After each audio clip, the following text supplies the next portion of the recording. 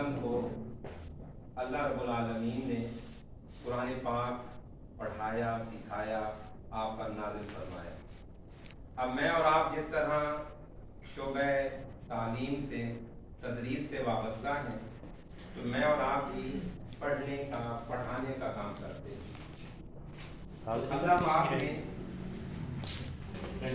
अपने बंदे खास को जब कुरान पाक की तालीम का इजहार फरमाया तो उसके लिए अर्रहमान अल्लमल कुरान फरमाया। अब अल्लाह पाक के ज़ाती नाम यहाँ पर जिक्र नहीं किया गया, कोई और सिफाती नाम भी जिक्र नहीं किया गया। अर्रहमान को जिक्र करके तालीम कुरान का हुक्म सुनाया। इसमें बकिया असरार और रुमूज़ के साथ साथ एक बात ये भी है कि जो भी सिफत मुअल्लमी से मुत्तसिफ होना चाहता है उसके रवैये और अमल के अंदर सिफत रहमानी होनी चाहिए। अब उसके रवैये, अमल, गुफ्तगू, शाइस्तगी के अंदर रहमत है तो उसकी तालीम उतनी ही मौजू होगी।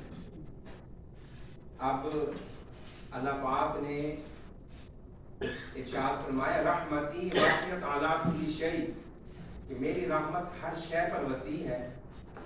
तो उस्ताद को भी अपने शागिर्द के हक में वसी रहमत का हामिल होना चाहिए, दरगुजर का नमूना होना चाहिए, कमाल शफकत होनी चाहिए। जब कमाल शफकत और रहमत उस्ताद के रवैये, अमल से जाहिर होगी तो फिर शागिर्द के साथ एक ताल्लुक और बॉन्डिंग और एक ट्रस्ट और एतमाद का रिश्ता पैदा होगा। तो फिर उस्ताद अपने जुमला इल्म को अपने तलबा के अंदर मुंतकिल कर सकता है।